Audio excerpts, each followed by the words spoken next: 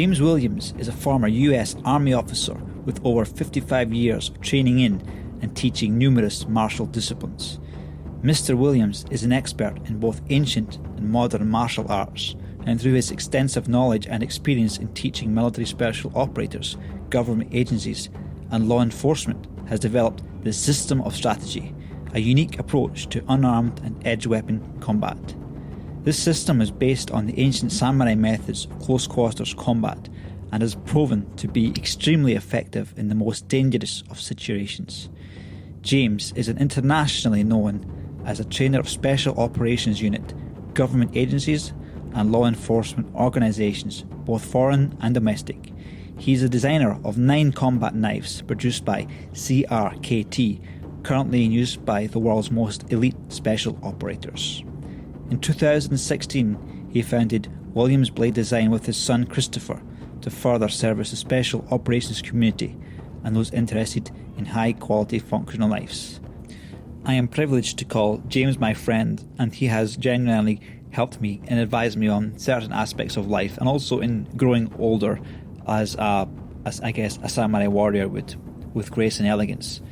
I'm really glad that I'm able to share these insights with you, and that James has generously given his time again to share with the wider world. I hope you enjoy this podcast. Let's go.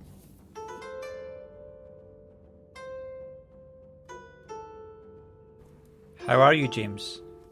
I'm doing well, thank you. How about yourself? Great, thanks. Enjoying a little bit of time in Scotland. Whereabouts are you at the moment? I'm in North Carolina. I live in Vass, right next to Fort Bragg. So everybody listening to this, and basically this is not a video podcast today because basically we're not really set up for the studio right now. But what you should do is you should go on YouTube and just type in James Williams, and you'll see him basically swinging katanas around and also demonstrating various knives that he's made and giving lectures. Pretty fairly high-level stuff. Yeah, have they put James Williams' System of Strategy? That'll take you to the YouTube channel. Williams Blade Design will take you to the knife company I have with my son Christopher, and then my System of Strategy on the internet will take you to some other stuff. Great. So in our last conversation, you had a topic on your heart. I just wonder if you could just give a brief synopsis of it. Talking about the aging process. Mm-hmm. And investing in it. So let me give a little background. I've done martial arts most of my life, not including going to Catholic school with the Irish in the 50s, although I learned a lot there. But it wasn't until I was probably in my mid-60s where I realized that the study I started in 1980, which was classical samurai system based on sword, kenjutsu, which all the old samurai arts were based on sword. Sword was the foundation for it, even though it was not a primary battlefield weapon. And the difference was all the other arts demanded a lot of physicality, speed, strength, flexibility, toughness, leverage, different, what most people when they think of martial arts would think of. But the classical systems are quite different. The high-level classical systems are not strength dependent. They're not strength, leverage, endurance in that sense of the term dependent. And there's lots of reasons for that. And in a sense, toughness, as in I needed when I wrestled or boxed or kickboxed or some of the other martial arts that I did, also doesn't come into play because with the sword you have lethality and sharp piece of steel and human flesh. There's really no competition there. So you can be 150 pounds or 250 pounds. The sword's going through you really easily if the person wields it properly. So the ability to engage in back and forth, which we tend to identify with martial arts, is just not viable. Once lethality comes up, it's like exchanging bullets and stuff. It doesn't work out very well for you. So what took place is going inside and developing a different access of mind and body, and how it interacts with physical reality, laws of physics, manifest will of God. All of those things could be synonymous terms there. And it was a really different and a very fascinating study, and difficult with me in the beginning, because I'd spent a lot of years, decades, a lot of hard work into being good at those other types of systems. And to be good at a system like this, you have to give up things that, I was attached to, shall we say. And most guys that do this are attached to it. Most people are attached to it. But you have to give those things up, because it doesn't become about you. You're married. You've probably heard that more than once. I was married for 40 years. I heard it more than once. It's not about you. I'm not sure it was meant that way, but it's true. So, and my experience, by the way, is ladies all over the world use basically the same expression, even if it's a hut inside a kraal in Maasai land in Africa, plastered with cow dung. It's pretty much the same stuff. So there's some continuity there with the human experience, regardless of who we are, where we are, and what we look like. So in the process of doing that, like there's a lot of things that you have to deal with. Not responding from a fear-based perspective. And I don't mean the cringing away fear, right? Aggression is fear-based. I was an undefeated kickboxer in the 70s, and my driving force was fear. It was fear of failure. And so I used that fear to drive me. If somebody hurt me, that brought me closer to my big fear, which was failure. And it was like, throwing gas on the fire. It only motivated me more. The problem, of course, with that is that's not a very good way to go through much of your life. As we can see now, MMA and stuff is really popular, and with boxing and other things, you can drive yourself to do some really amazing things, so to speak, but what you pay for that is enormous. When you're physical, mental, emotional, it's an enormous price to pay.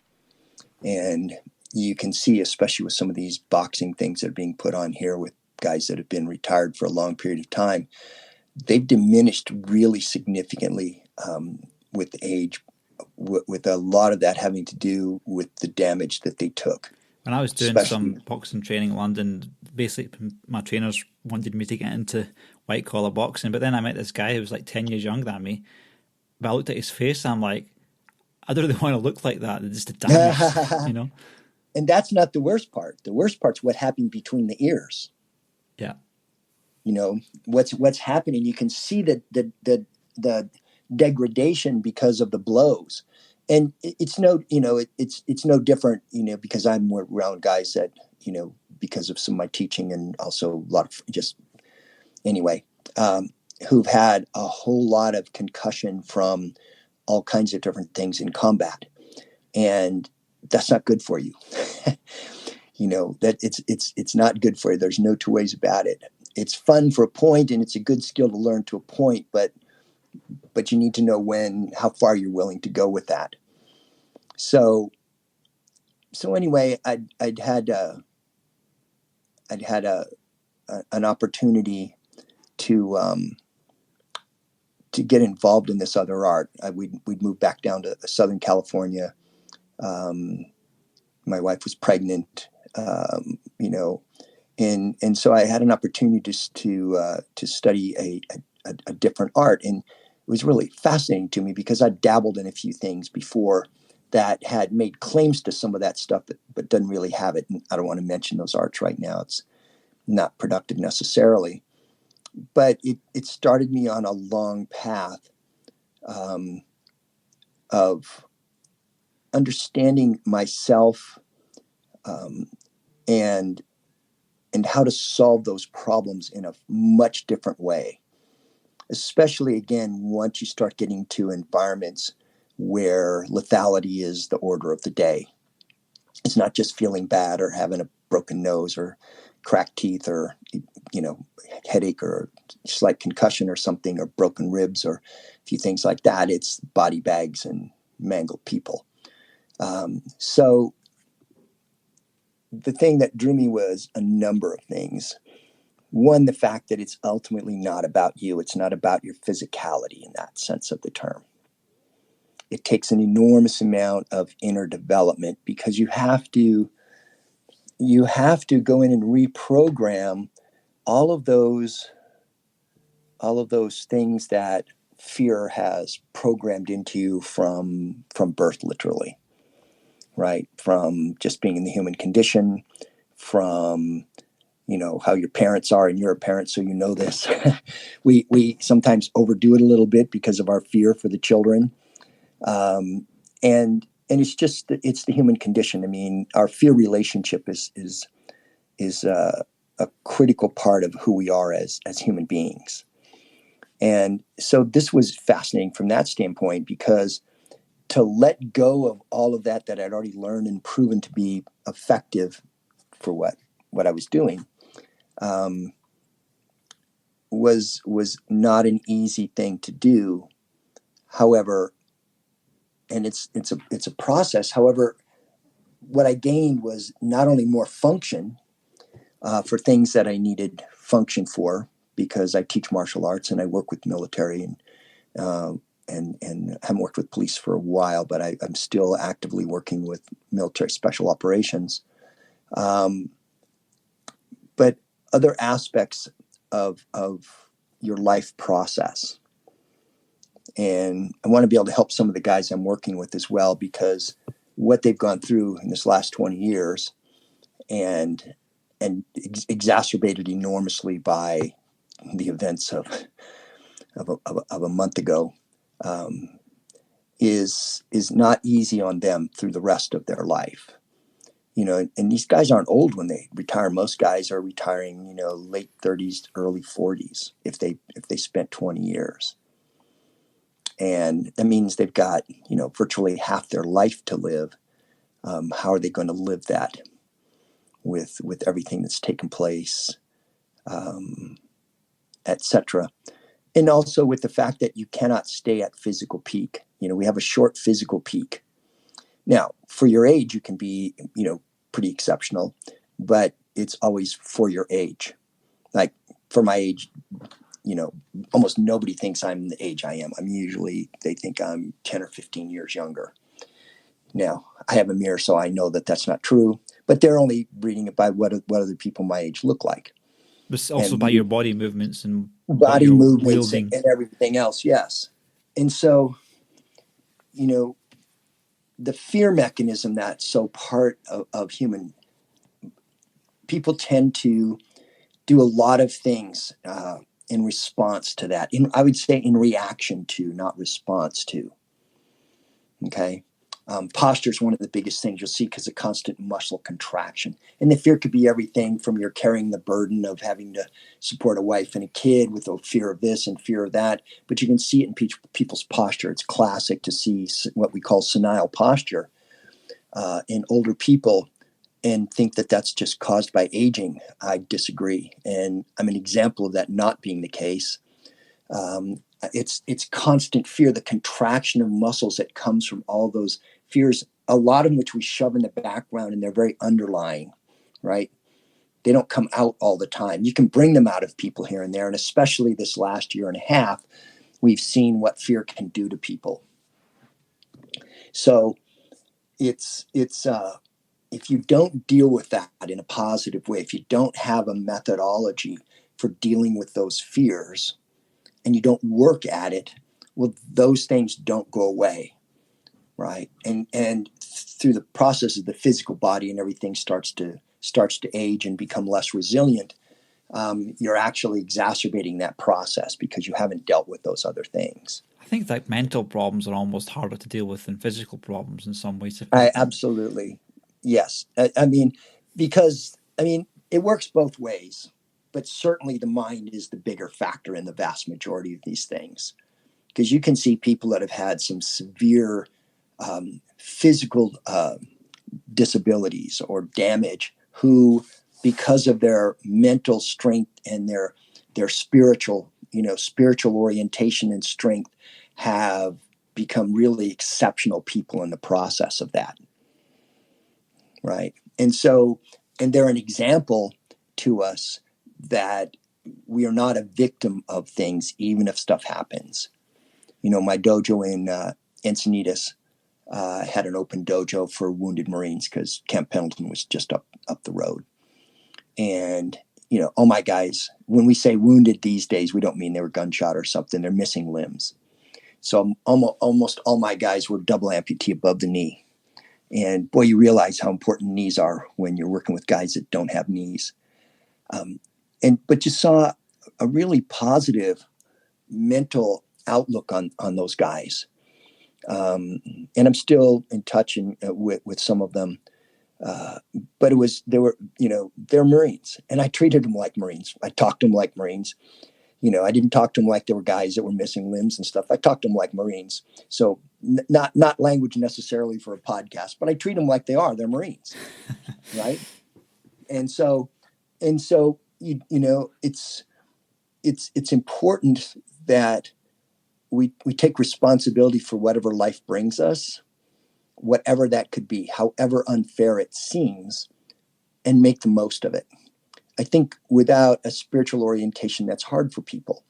And a lot of them with it, they'll start blaming, like, how come this happened to me? We may not know that, but we get an opportunity to be the best we can with what we have. And I think that type of an attitude, number one, is huge. Then a methodology that teaches you, because one of the things that's necessary for an art like I'm teaching is an enormous amount of extreme relaxation and movement. So the movement's not like when my sword comes up, I'm not lifting it with muscles in the way that a person would lift their arm up. You can't tell by looking. I can only tell when people are touching me and they realize, oh, that's different. And you learn to access things in a different way, and it's a constant relaxation. And you have to be that relaxed even in extreme situations where violence is not just, going to happen. It's violent. If you're going to function at that level. And so that means there's a lot of work that has to be done inside yourself, your spiritual orientation, your orientation to life and death, right? We see people who are just petrified of this current situation, which is not remotely as dangerous as it's being purported to be. And it's like, and I think the average age of morbidity is like 83. I have to relook that up, but it's high. I mean, listen, everybody dies. Now, if you're around death more throughout your life, maybe you have a better perspective of that. But everybody dies. Why is there this huge fear of that? Why shouldn't you be preparing yourself for that time in every way, shape, and form, and be accepting of that's how it is, right? It's so with something like the art, that I'm teaching. Well, here we are. Fundamental of it, even though I take it into gunfighting and everything else, is two people with 30-inch pieces of sharp steel that have to touch each other in the process, right? There's no shooting from a distance or any of that. And so, you have to accept the consequences of that if you're going to be able to function at a successful level. And that's just part of what you're doing all the time. I usually start my students with live blade work so that we remember what we're actually doing when we go to, training swords or empty hand. We want to remember this is about the sharp edge of the sword. So a lot of times when I'm teaching a group of people that I haven't taught before, especially guys that have seen a lot of stuff, I'll bring one of my swords in a 8x10 piece of paper, and I'll hold the paper up and the sword just whispers through it because they're sharp. And I just look around, hold it up and say, okay, who's tough? Right? Who's tough? So when you say live sword work, you mean like fully sharpened blades with? Yes, but we're not going against each other with fully sharpened blades. But a lot of our iaijutsu are drawing in different kata we do the blade with. You'll get cut because you'll cut yourself. more than twice. Okay, more than 3 times. And it's not like a paper cut. This is something worse than a paper cut. Oh yeah, no. Yes, worse than a paper cut. Yes, because that some of the stuff we do in the process, and you'll do it a lot. I've got a pretty good scar on one of my forearms. I've been sick, and I was doing two-sword work. I've been drawing two-sword work with my kata no wakizashi, and just by myself. And as I'm finishing, I'm pretty proud of myself. I didn't cut myself in the process, right? And so I'm walking over, and I see something on the dojo floor, and I bent over to pick it up, and I popped the wakizashi to tsuba with my stomach, and it popped out and went right to my forearm. And I cut pretty deep, right? And it's like, you just sit there, expletive. You know better. But the deal is, because you're always around it. Another time I split my left thumb in half, doing something, coming out of a roll and a draw, and I got aggravated. Never a good idea. Firearms, anything that's really dangerous, don't get aggravated around it. And so, I came out on the next one, and I split my thumb in half. And the cut, it's not that the cut's so bad, it took a couple weeks to heal, but I lost all the feeling in my left thumb, and I buttoned my shirts with my left hand. You'd be surprised how difficult it is to try to button your shirts with a hand that's never done it. So you get the little lessons. I can still feel the bump on that, although most of the feelings come back. But little lessons to remind you. And presumably the sword was not traveling that fast when you cut your thumb open like that. Nope. I have one where I cut through. I was doing a demonstration. I just had LASIK surgery on my eyes. And I was doing a seminar and demonstration, actually in North Carolina, but I lived in California for about almost 50 years after I got out of the military. And I do for my draw, I'm doing a cut you can see on my YouTube channel. And I didn't get all the way through the mat because I was too far away. And so I got aggravated again. Really bad idea. You'd think I'd learn after a while. So I came out again because I got closer to the target. And I actually hit with the end of the sky, hit the target, which changed the angle of the blade, and it popped through the side and popped through my hand in the process. I still made the cut, and then ended up getting stitches from one of the docs there without anesthesia. But I figured I deserved it. I should remember. I didn't realize that it took time for your depth perception to come back after LASIK. So right? in those videos where you're slicing through is it bamboo sheets or something like that? How? Yeah, they're called tatami mats, but basically, soaked mats to be like supposedly human flesh, although they're a lot tougher than human flesh. And when you're basically slicing through the thing in one go, would that do the same for somebody's arm with bowing? Oh, easily. Jeez, man. Or leg, yeah, easily. Yeah, I mean, human beings are really good at making things to hurt other human beings.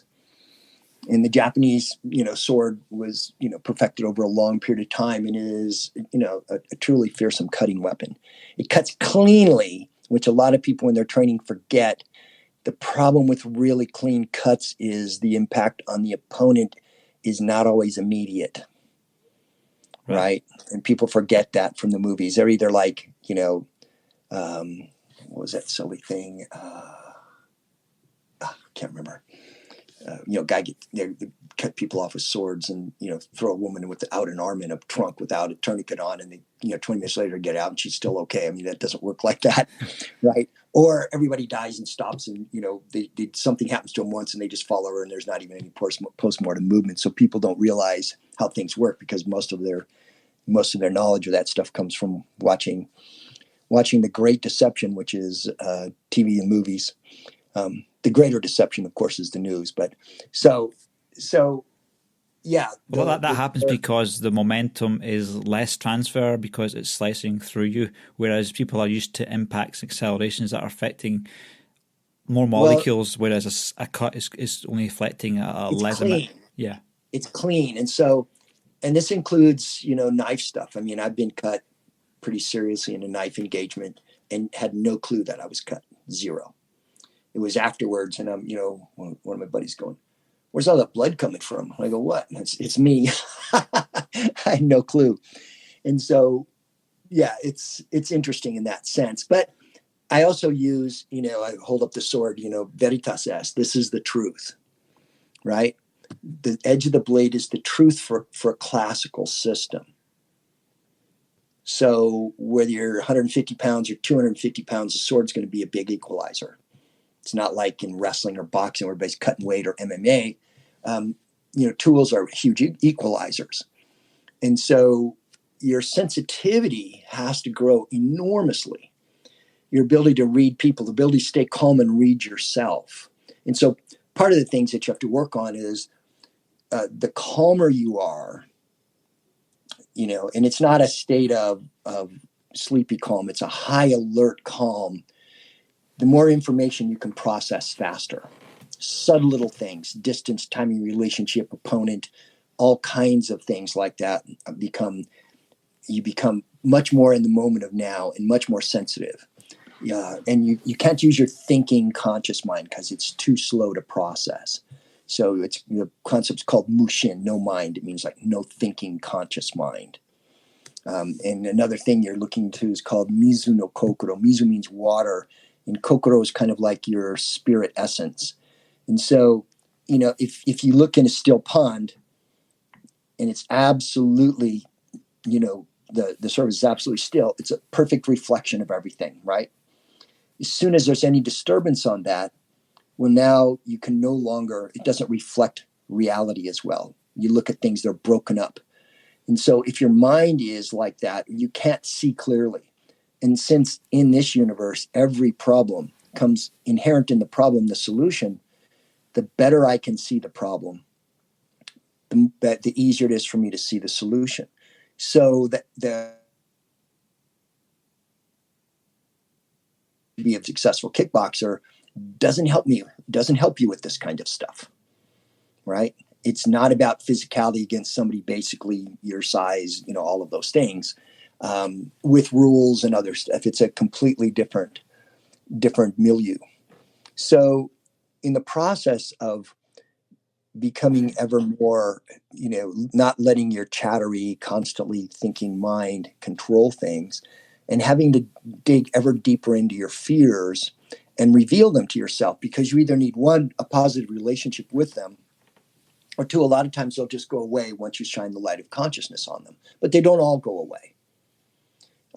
For myself, when I try to look back and think about why my personality the way it is, well, one thing is I couldn't see till I was in second grade and got glasses.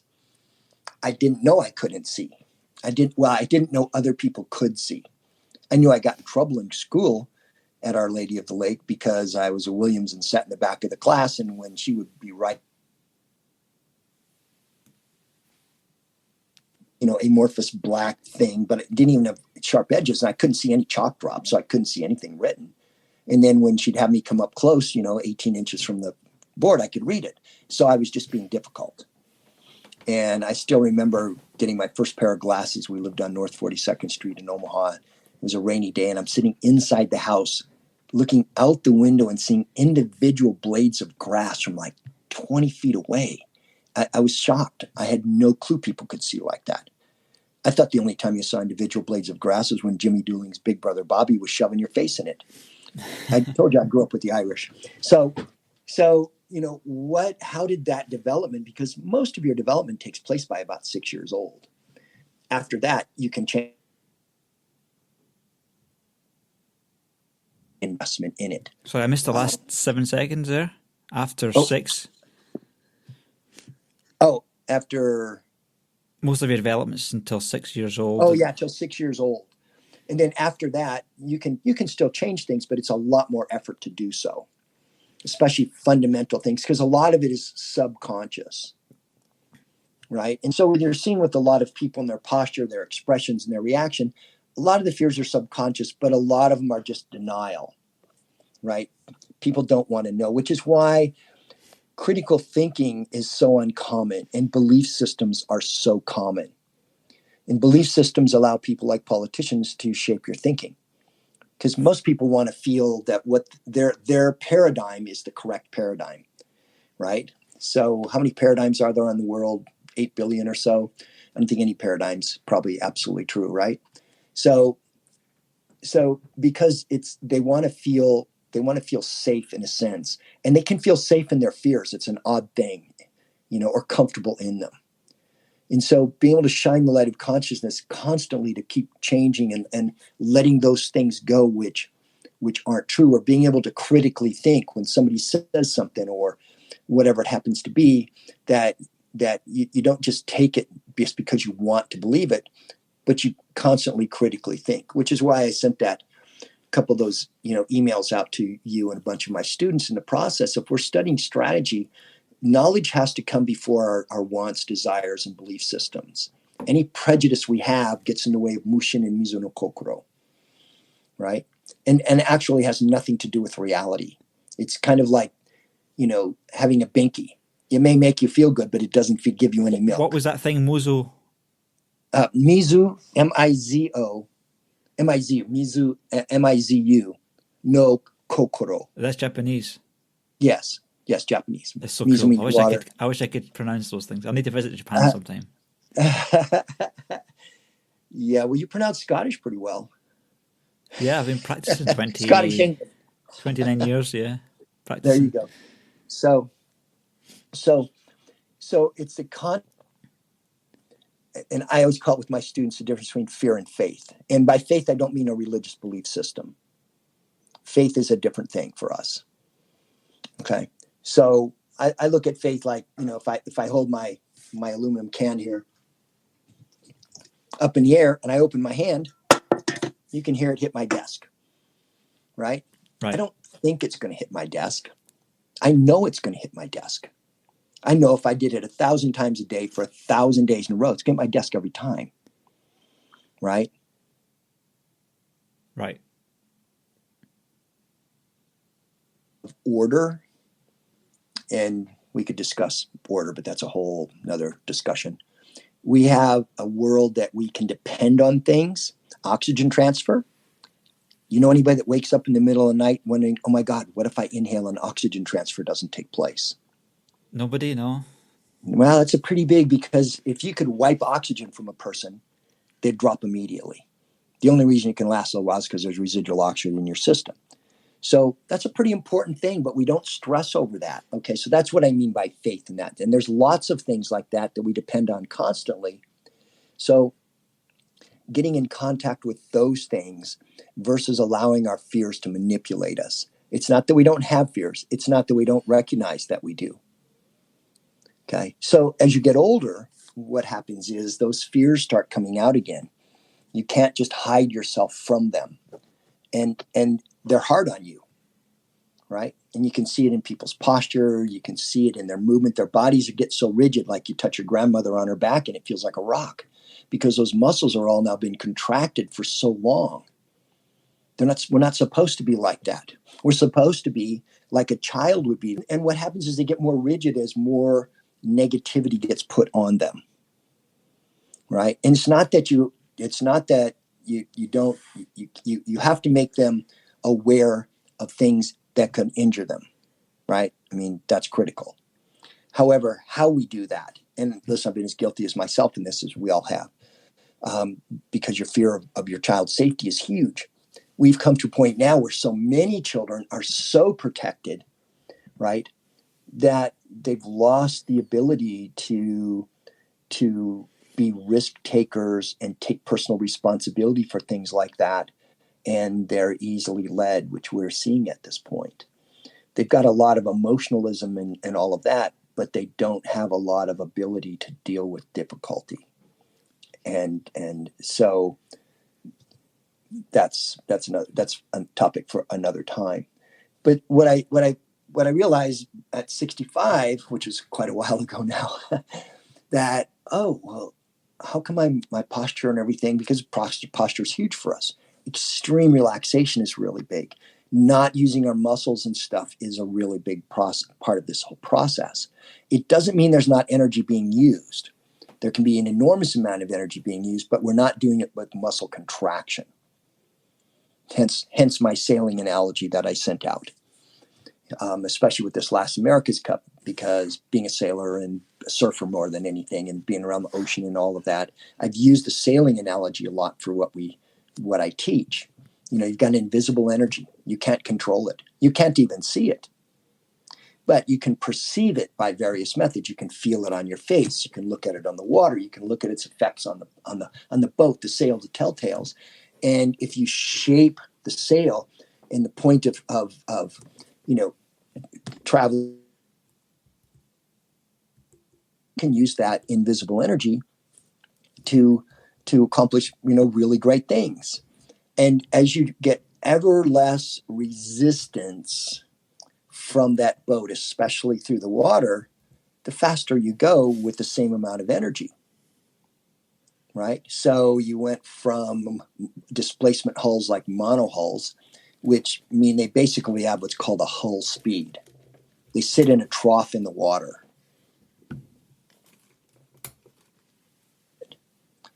To some multi-hulls, etc., which can plane on top of the water, to multi-hulls with foils, to these monohulls in this last one with foils.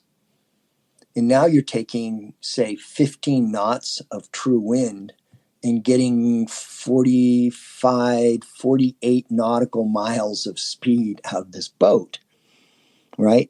From the same wind. So the less we get in the way, I use kinetic energy as the primary because we have mass, presence of gravity. So that means any motion, right, it manifests kinetic energy. So contracted muscles, what is contracting muscles to move something do? It shortens them, right? It actually works against. If you want to project energy out, flexing muscles to do it, actually you're yourself. Does that make sense? Sorry, I missed the last 5 seconds. If you're contracting muscles? Yeah, so you're contracting muscles, you're shortening things, right? You're pulling things in. Mm-hmm. That's what contraction means. You're lowering the potential. Well, so if I'm going to throw a punch and I'm flexing muscles to do it, well, it's really hard not to flex muscles that get it, but they're contracting. Now, a reaching contraction is part. Some muscles do that, but they don't do it as efficiently. Like if you watch a baseball player, pitcher throw a baseball. Okay.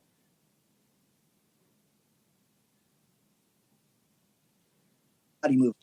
Sorry, I missed the last 7 seconds. Are you far away from your router or? No, I'm sitting right on top of the phone. Right. Okay. Cool. So a baseball picture. Yeah. So if you watch, I used to play baseball when I was a kid. Baseball was the American pastime. So I did some pitching. And so as a pitcher coming off that mound, you throw your whole body forward and your arms, the last thing to go, like a sling. And you want to just relax as you possibly can. And your wrist comes into play at the end because you're taking all of this energy from your body and you want to transfer it into that baseball to get it to go as fast as it can. Yep. Right. And we're not talking about throwing curveballs or other things like that, but just how much speed can I get out of a ball? Okay. And so the Japanese art with the sword is it's not really swinging the sword.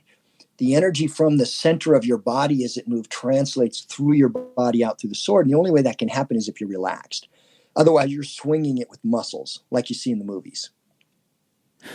The problem with that is it's slow, swinging it with the muscles. It takes up a lot of space, okay, which means it leaves a lot of space for your opponent. It's easy to perceive because as you bunch and flex those muscles, the people can pick that up. So it's not an efficient way of using the sword.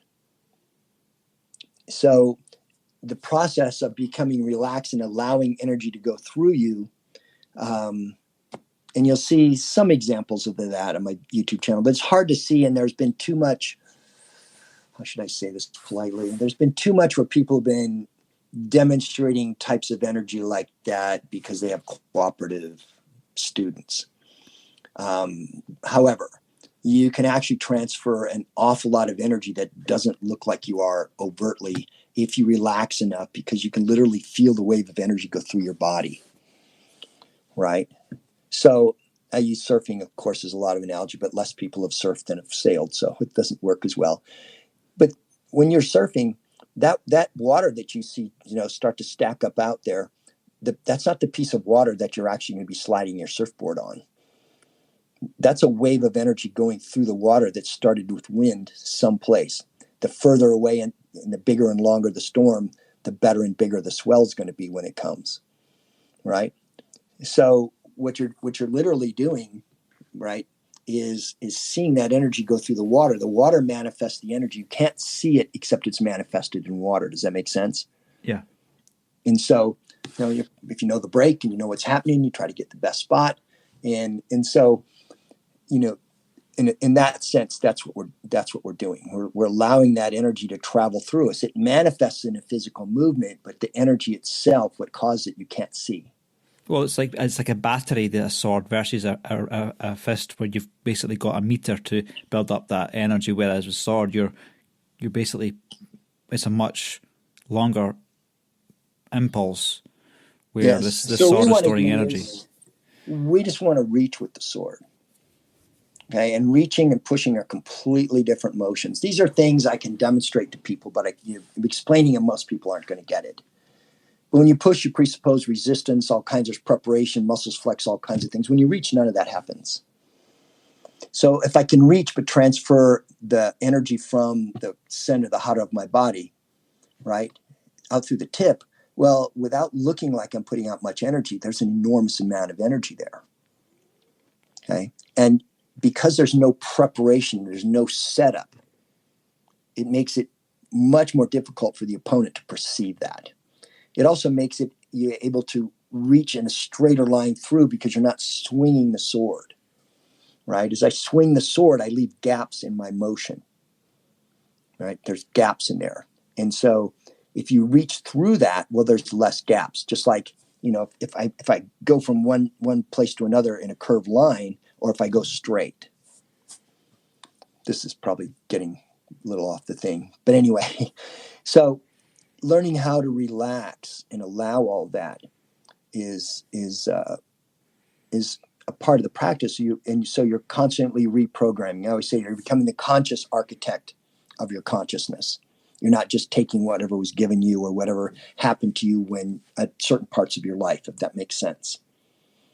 And so then with posture with people, most people think stand up straight. They flex muscles to stand up straight. Like your Marine, the gentleman that you were talking to. Yeah. And however, that's not what we're doing at all. You can't see it, but I'm literally, my shoulders, I can be way hunched over. My shoulders will stay in exactly the same place. And I'm bringing my center up out through that. I'm opening my chest, but I'm not flexing muscles to do that. It's an opening, reaching movement. Have you ever done yoga? Mm-hmm. Okay, so sun salutation. When you turn and you lift your palms up over and your head comes back and your arms go straight up, you're literally opening your heart, right? You're opening your heart chakra. You're opening your heart when you do the sun salutation. So you want to bring that forward and open. You don't pull back. And that posture then is very relaxed. It's balanced like you'd balance a stick on your finger, right? You could hold the stick in your hand. That's what most people are doing with their posture. Or you could balance it on a finger. Now, balancing it on a finger is a completely different motion. And it takes constant little adjustments, which you program in. But it makes you very balanced and very sensitive. The more balanced and sensitive I am, one, the less strain on my body, and the better antenna, so to speak, that I am as well. So I can perceive things that I can't when I've got tension in my mind and my body. So the opponent, I can hear what the opponent's actually saying to me. Most of the time, you're listening to yourself most of the time, right? Your flexion, you're this, you're that, your mental state. So what we want to do is we want to open up and perceive, and you can't have the fear in the process because it gets in the way of that perception. Now, as you get older, right, the fact that you've taken stress and strain off your body, the fact that your posture's open, the fact that all these fears are causing these little contractions and secretions of various things in your body that at any one point wouldn't cause problem, but over time start causes big problems, has enormous benefit. It's enormously beneficial. And it took me a long time to realize that. And then the whole warrior acceptance of death, right? Because this is what you deal with. and some of the guys that I deal with all the time. I mean, death is there all the time. Okay. So what relationship are you going to have with that? And when I use words like acceptance, I don't mean capitulation. You're not quitting. It's not giving up, but you're accepting. Okay, this is the deal. You come here, you die. You don't know when you die, right? Anybody that's, been through some of the stuff knows that, 1 minute everything's fine. The next minute somebody steps on a mine in a rice paddy and they're spread all over hell and gone, right? Right. Or anything else like that, or a car accident or illness, or who knows what could happen to people. People in combat and stuff just happen to see it a lot more, but it happens to people all the time, right? And so having a framework that accepts that, and a proper spiritual framework, of course, is enormously beneficial. But right now, just having a framework that accepts this is how it is. And it's not a would be, should be, good, bad. It's just how it is. And it's like the aging process, accepting the aging process. I mean, you should be happy that you're, in your mid 70s, talking to myself, because I know a whole lot of guys that I was close with that didn't make it past 18 or 19. Right. So, I should be grateful that I've lived this long. And my outlook on it is I can see things now. I can learn lessons that I couldn't see it even at the time of the lesson. Even, 10 years ago in my mid 60s, I couldn't see as well as I can now. And in my mid 50s or in my mid 20s, I don't think I could see the handwriting on the wall half the time, right? Yeah. And I had glasses. There was no excuse. I look back at my mid 20s. I think I'm so stupid. Geez, you just shake your head. It's like, God, but though you still learn from those lessons. So there's a purpose. I remember getting in the car with my dad. He's probably my age at the time, and maybe a little bit, maybe older, maybe in his late 70s. And he got degenerative macula from smoking. Blue-eyed males that smoke, blue-eyed white males that smoke. Bad idea. Put those things down, right? And people said, well, we didn't know that. People didn't used to know cigarettes are bad. Garbage. And when I was in high school in the early 60s, I hid my cigarettes from my dad because I knew they were bad for him, right? That was a lot of price to pay for that. But hey, but he ended up getting a general macula. So they were still living on their own, and I went out and picked him up to take him to go shopping. And he goes, this getting old sucks. I go, Pop, it's a one-way street. He goes, yeah, but it sucks. What age was he again then? Pardon? What age was he then? How old? Yes. He was in his late 70s. He might have been 80. I can't remember for sure. Okay. But they actually both lived to be almost 94, which, considering everything, is pretty amazing. But he spent the last 15, 20 years with, virtually blind because of degenerative macula. So, I go, I said, well, no, it doesn't suck. It just is. This is how it is. Right. And he's like, and I'm thinking to myself, sometimes you learn a lot in the negative. I learned a lot from my parents in the negatives, and I'm thinking, man, you need a better orientation towards life. If you're like, getting old sucks, and then we get old and then they keep us alive in a home for another, who knows how long. And all it is a bummer. Forget going to a home, man. I would rather live full, man. Forget that. Yep. Same. When the time comes, you need to just go, okay, it's a time. I can't function properly. I'm a burden to other people, and yeah. So I'm the same. I'm not interested in going in a home and people changing my nappies and all this stuff. Forget that. Keep me alive to keep me alive, right? Yeah. And I told my dad when it's time. My mom died a year earlier, and I went up with my sister, and it was obviously situation, and I just told him, Pop, it's time to go. I think that people basically can't accept death, and because and that's why we have this. Basically, people being on machines and pills, having horrible, hellish last few years of life because they're not ready for death. They don't see death around them. They're insulated. Everything's on a television. Like normalcy bias for 70% of the population. Or 80%, 90%. I don't know. I think you need a proper understanding of why you're here, right? And if you don't, that's going to make it a tough thing. You need to know why you're here. It's an ordered universe, right? There's intelligence behind it, in spite of all of the teaching of Darwinism. Darwinism has the only thing that can really science. It's really hard on Darwinism that's actually really provable is adaptation of existing species, or it's not even remote origin, right? And a huge number of scientists or atheists have it's philosophically unacceptable for things like the Big Bang, which sounds like to them too much like creation, right? The Lord said, "Let there be light," but they're coming up with bigger fantasies by far in the process. And so when you pull away like that and you don't understand there's an order to this, there's a process here, there's a reason for being here, right? The lessons learned, the development of you as an individual, as a human being, as a soul, as all of that, there's way more important things about this than whether you live or die, right? And when you're around people that are around life and death, and when I've slept on a Spets base in Mother Russia, right? All the Spets guys wore crosses, right? And it's like you understand that there's a bigger picture here, right? There's a bigger picture here, and if you don't have that, well, that's going to make it a pretty rough go, right? It's going to make it a pretty rough go, Richard Dawkins.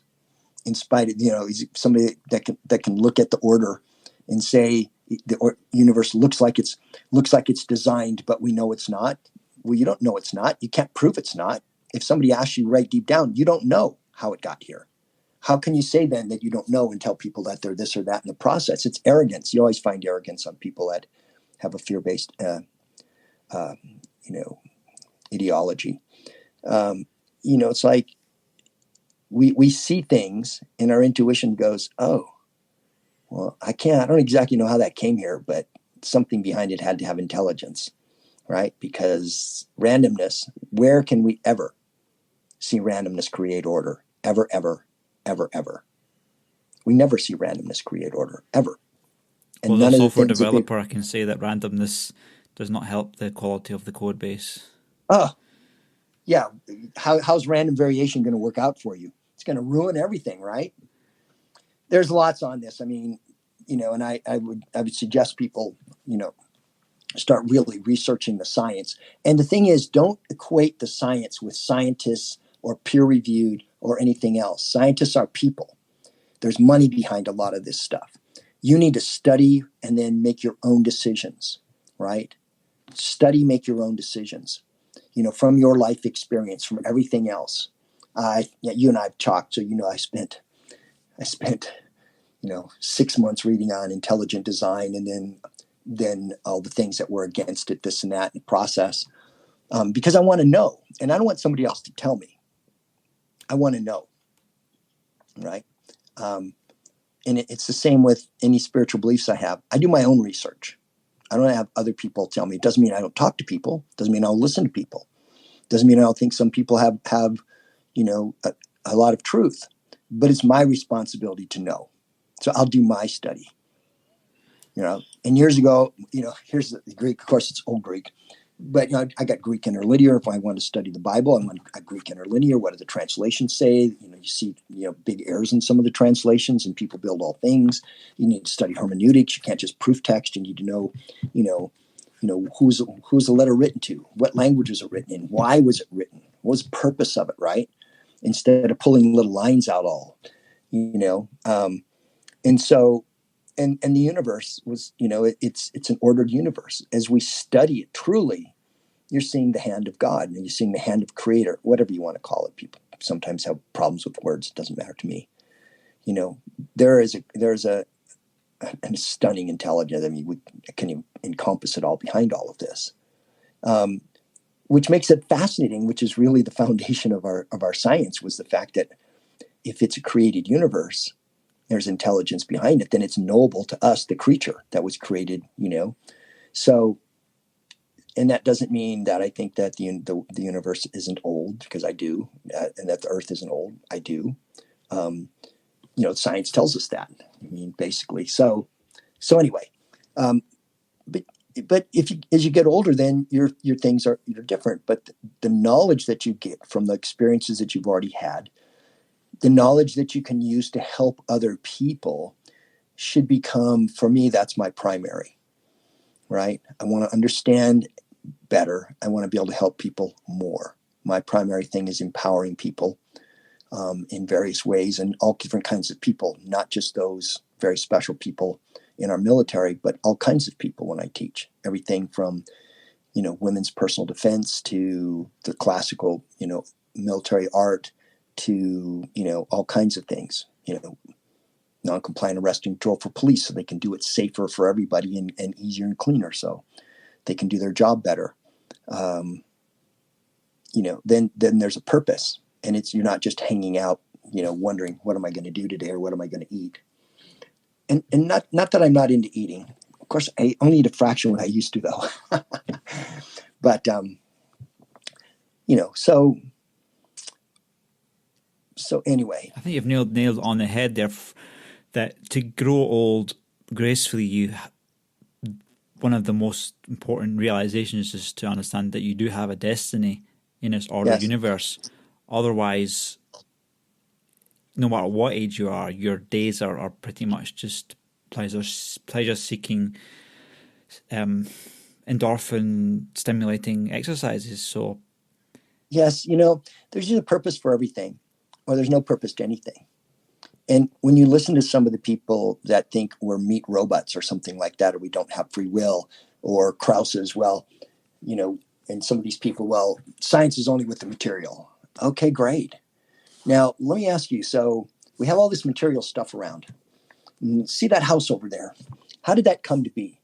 Did randomness make that come to be? Did the materials make that come to be? What made that come to be? Right? A mind, an idea, right? Something we can't even really define at this point in time, but something other than physical, right? Now, use material things to make the house, but it wasn't built by randomness, right? And it was directed by mind. Okay, that's pretty easy. We can get, a 4-year-old to figure that out. And it's an interesting fear thing where people want, I don't know if it's the responsibility to have to be the best person you can be, to do the right thing, it's an interesting process. And I've been through a lot of searching through my life. We tried, I was raised Roman Catholic. Best thing was Latin, because it was Latin every day, except for Saturday. I went to church before school every day, Latin. Altar boy. I've been in a Saivite Hindu monastery. I've studied later on my life, I've gone through a lot of other, because I'm interested, right? And I want to know what's this, what's that. And I think, one, you want to keep your curiosity and continue to learn and grow, to understand there's a purpose and that you're a part of it, but you're also responsibility for your purpose. Or as my friend Doc Schwartz would say, your life contract, right? How are you going to keep your life contract? And so, this is all part of having a full life through the entirety of your life. People say retired. Are you retired? No, I'm not retired. And I don't plan on retiring. Right? What am I going to retire from, in a sense? I plan on teaching till I can't teach anymore. Well, at the moment, this is the most exciting, scary time I think humanity's ever lived under. So this is not the time to retire, no matter what age you are. Yeah, I mean, worldwide, yes. I mean, and you can put parts of human history where it was this bad, or where this is headed, or worse. But you people, and I look at the same thing. If something negative happens, so one of my wounded Marines, Jacob, right? And we were talking, and he goes, "Yeah, sir. I don't know if I was unconscious in the air, but I was conscious when I hit the ground." And he goes, "I thought, this is going to put a crimp in my running," right? And then later on, we were talking, and he goes, "Yeah, I think God just figured I needed a bigger challenge, right? And so at the time, he and Michelle had 2 little boys. I mean, how's it for her? He gets a call. Hey, your son, your husband being life flighted to Germany. He's been wounded. She doesn't even know when she finally probably sees him. I don't know if she saw him in Germany or when he came to the East Coast, Bethesda, or here's her husband with no legs now, right? And she's been phenomenal, of course. But through all that, now they have 2 little girls to go with their boys, and chugging along. Didn't let that ruin their relationship. He didn't let it ruin his life. He just like, oh, okay, I just need a bigger challenge, so I'll take that as a challenge. That's the type of attitude we need. There's too much whining and sniveling and worrying and everything, and we need that kind of attitude. Absolutely. I wanted to go back a little bit, talk a little bit about fear. Last night was probably the first time I felt kind of real fear regarding just the world situation. I've kind of just put up with it. I've been a little bit depressed with just being locked down and not business being affected. But like I watched this Alex Jones video last night for an hour and a half, the new one that's basically he spent a few million on, and I just saw all the COVID lies and deceptions and this plan coming together. I'm thinking to myself, "Sheesh, this is starting to sink in. That there is a whole global takeover, and like I want to live so my life." What you're saying is there's going to be an enormous amount of opportunity for us to really reveal what our true character is, and do we have real courage? Yeah. Really, right? Yeah. How many people are going to capitulate? A lot, or most. It's always been the case. Who's not going to? Right? I can't remember if I sent you one, that little 21-year-old German girl with the Nazis who's just, yeah. Yeah, I remember that one. Yep. And you're like, I mean, how could you do any less? Right? So I look at all of this stuff as opportunity in that sense of the term. The worst thing that could happen to you is have a real easy life, through your entire life, and go here and learn nothing and never develop any character, never know what everything is. So that's, again, managing it. You can take a look. Yeah, it's pretty scary looking out there. However, it's not a done deal, and we all have a part to play, and it'll come right down to us. And so, we should embrace the opportunity like Jacob embraced his opportunity. I think people have a choice. They either embrace all that the media and television is telling them and accept it all absolutely, because that's the only way that they can really progress as we get carbon taxes and, you can't spend money because of your carbon allowance and more lockdowns and more pandemics that they could just bring out of a bottle or a body. And like, so basically people are just going to sit home and be programmed continually. So, but that's a choice that everybody gets to make. Those people are going to give into their fear and become less. But there'll be plenty of other people that don't. I mean, because where I live, selection process is a big deal, right? To go to different levels of special operations. I mean, depending on your viewpoint, this is a selection process here. Who's going to show courage? Who's going to show faith? Who, through all of this, is not going to just react through fear and anger and violence, but is going to be still, a supportive, helpful, caring human being. And we've got examples of that throughout history.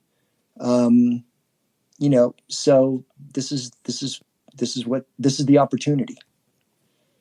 And yeah, it's not comfortable in a lot of senses, but again, comfort should be brief, and we should be spending more time in the uncomfort zone, learning and growing and being there for other people. So yeah, I mean, it's interesting times. There's no doubt about that. I just want to cycle back a little bit to something you said earlier on about basically you're talking about momentum and movement and also the will of God. And that's quite an interesting perspective on daily minute-to-minute life that a lot of people would miss if they don't have this whole will of God, or you could call it grace in movement. And so people won't be operating in their full potential if they don't have all these aspects working together. In one sense, it's about you. It's your responsibility. It's all of that. That's you. In another sense, none of it's about you. I always say when I'm teaching my students, don't do anything, don't use your muscles. Don't do that. Don't do this, right? This is something like the wind, right? Recognize it, shape to it, you can use it. Okay. And remember, these metaphors go throughout lots of things. This planet has given us everything that, this universe, everything that we could need to live.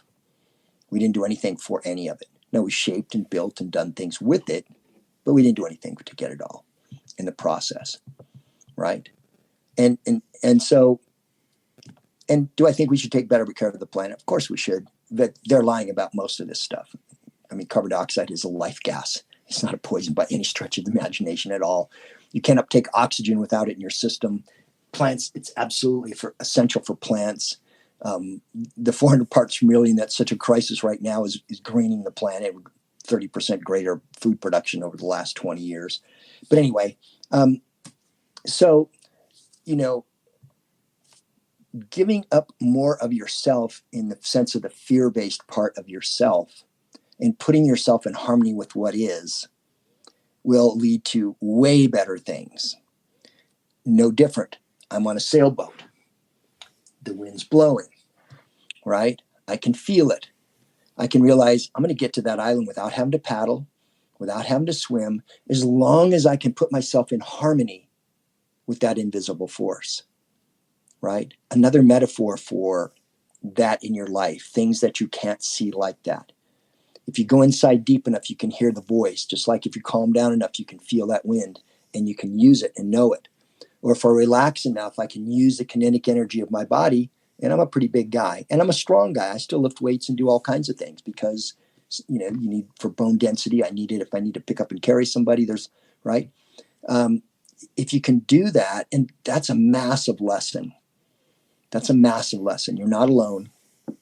Right. And there's invisible things here that will help you if you can hear them. That's right? absolutely, metaphorically speaking. So when you're talking about, basically there's good direction, spiritual forces, but there's also dark forces as well. There is. So there's and people have energies they can get from both, or pretty much usually it's mutually exclusive. But even if you follow the good force, it's not the same thing though. It's not the same thing. Yeah. So have you read Gates of Fire? No. You have to read Gates of Fire for your Greek heritage. Gates of Fire. Read Gates of Fire, finish it, and then we'll talk again. Sounds good, mate. It's really exceptional. Thermopylae, right? Hot gates, hot pillars. Yes. So, yeah, read that. So it's and I tell you that book has motivated a huge amount of special operations people. How are you doing for time, by the way, today? I'm about out for right now, but people are going to be really tired of listening to me babble here for. This is absolutely fantastic. This is I hope is one of many, and okay. But this was really a really great honor to have you on this show, James. And ladies and gentlemen, this guy, you need to go check out his videos on the YouTube channel. We tried to cover content today that was don't want to repeat everything. He's a busy guy, so you got to see what he can do with a sword. He's and what he can do with his knives as well. Like he's got a knife that he made that can basically slice through a table versus the other knives that basically can't slice through butter in comparison. So, but yeah, James, I really appreciate it, and we'll see you again shortly on here. Okay, you're welcome, Nikos. Have a great evening. Thanks, sir. Bye-bye. Thanks for listening to The Nikos Show. I trust you enjoyed its content and were transported on an adventure. If you are a world-class expert in your field, or you know one, please get in touch. I'm also looking for long-term partners to sponsor the show. Please share with your friends if you like this episode, and please leave a rating and leave a review if you haven't done already. See you again soon. Nikos out. Bye-bye.